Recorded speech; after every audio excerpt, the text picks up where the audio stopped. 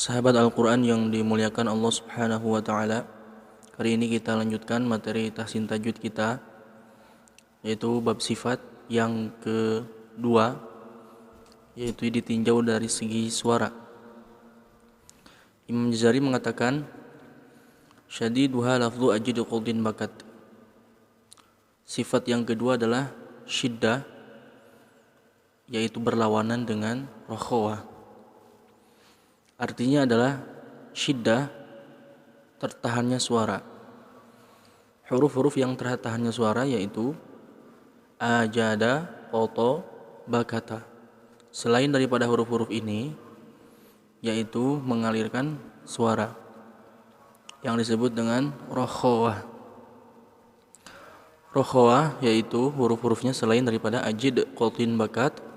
Dan juga di antara rokhawah dan syiddah ada yang disebut dengan tawasud, pertengahan, suaranya mengalir atau juga tidak mengalir, antara mengalir dan tidak, yaitu wa baina rikhwin wasyadidi lin umar.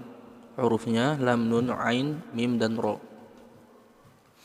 Sifat kedua ini sangat penting untuk kita ketahui, bahkan setiap huruf ini tidak akan bisa diucapkan tanpa sifat kedua ini, yang disebut dengan sifat lazimah. Artinya ketika huruf itu disukunkan atau sebelum diucapkan atau ketika sukun, maka huruf itu kategorinya ada yang tidak mengalirkan suara sedikit pun, artinya tertahan. Ada yang mengalir dan ada yang pertengahan. Yang tidak mengalir yang disebut dengan syiddah itu ajada, qoto, bakata, bisa kita cek. Ketika kita mengucapkan huruf jim misalnya, aj, tidak ada aliran. Huruf dal, ad, tidak ada aliran suara. Huruf ba, ab, ak, at, out, a, tidak ada. Selain daripada huruf-huruf yang ini, ada aliran suara. Contohnya seperti huruf kho, huruf sin, as. Nah, bagaimana dengan huruf nun? An, dia tertahan iya oleh lidah, tapi juga ada suara dari hidung, maka dia disebut dengan tawasud. Juga huruf ain, di antara tertahan dan mengalir suara, maka huruf-huruf yang tawasud hanya ada 5 saja. Dikumpulkan oleh Imam Jazari dalam kalimat lin umar. Nah, ini sangat penting sekali ketika di dalam Al-Quran nanti ada kalimat yang mana ketika diwakafkan itu ada 2 sukun di akhir kalimat. Contohnya seperti wal asri. Di sana banyak yang keliru dalam membaca ro. Pertama, ro-nya banyak yang dihilangkan. Nah, kalau kita ketahui sifat kedua ini, maka kita akan mengetahui masa huruf-huruf tersebut. Pertama, masa syiddah itu adalah 0, tidak ada bunyi sama sekali. Yang kedua, masa tawasud itu adalah setengah daripada huruf yang memiliki sifat rokhawah. Atau yang kedua adalah rokhawah memiliki satu masa. Artinya satu sukun rokhawah sama dengan satu sukun huruf atau bunyi rokhawahnya, yaitu setara dengan satu harokat atau satu huruf. Nah, tawasud adalah di setengah daripada sifat rokhawah. Jadi kalau misalkan nanti ada huruf antara huruf shad dan huruf ro, wal asri, maka sukun shad itu harus lebih panjang dibandingkan dengan sukun ro. Kenapa? Karena sukun ro ini masanya setengah daripada huruf shad. Karena huruf shad ini sifatnya rokhawah, memiliki satu masa. Ro sifatnya tawasud, memiliki setengah masa atau masa sukunnya. Ketika diucapkan itu tidak boleh melebihi masa sukun huruf rokhawah.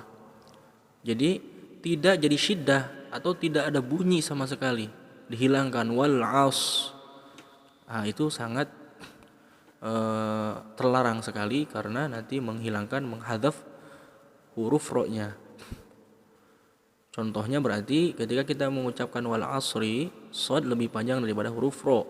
Wal asr, wal asr, wal asr.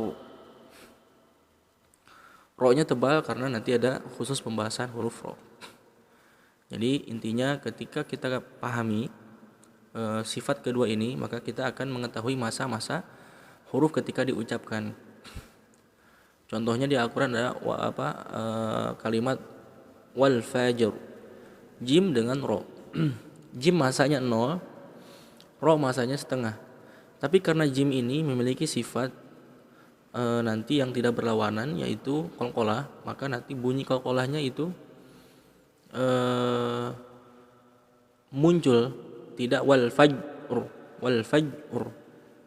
tapi wal fajr, ro-nya dibaca. Nah, untuk ro-nya tipis atau tebal nanti pembahasannya khusus.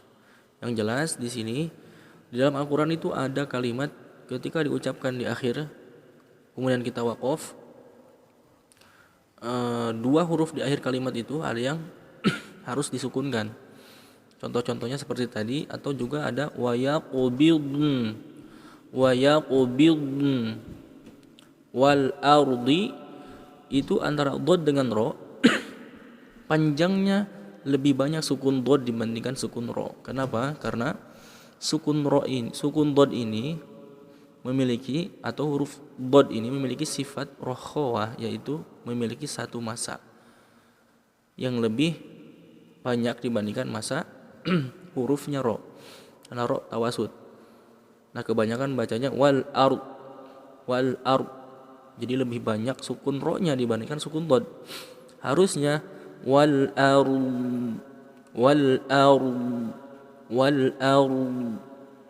Kemudian huruf ro-nya itu tidak boleh ada pantulan, tawalud, tidak boleh ada qalqalah.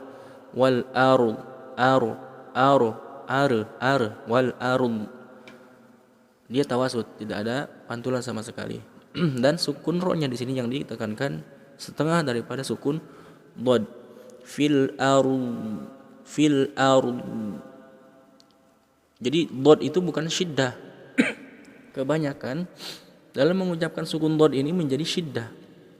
Artinya tidak ada masa sukunnya sama sekali. Seperti dalam Al-Fatihah, di sana ada dua sukun dhad di akhir ayat. Contohnya waladdo. Nah, itu rokhwahnya huruf dhad harus terdengar, karena dhad ini lawan daripada syiddah. Ajidqatin bakat, tidak ada huruf dhad di sana, maka huruf dhad di sini rokhwah, mengalir suara. Maka di sana tidak boleh dibaca waladdo. Jadi kalau dibaca waladdo itu campuran antara huruf to dan huruf dhad. Dan tidak boleh huruf dhad ini ada qalqalahnya. Seperti dalam kalimat wa yaqbidun. Banyak yang membaca wa yaqbidun, don, tidak ada don di sana. Adanya bunyi u dan dan bunyi dhad lebih panjang dibandingkan bunyi nun, karena nun ini memiliki sifat tawasud. Wa yaqbidun. Makanya di sini sangat penting talaqi. Itu mengenai sifat kedua, yaitu ditinjau dari segi suara. Apakah huruf ini suaranya mengalir tertahan atau diantara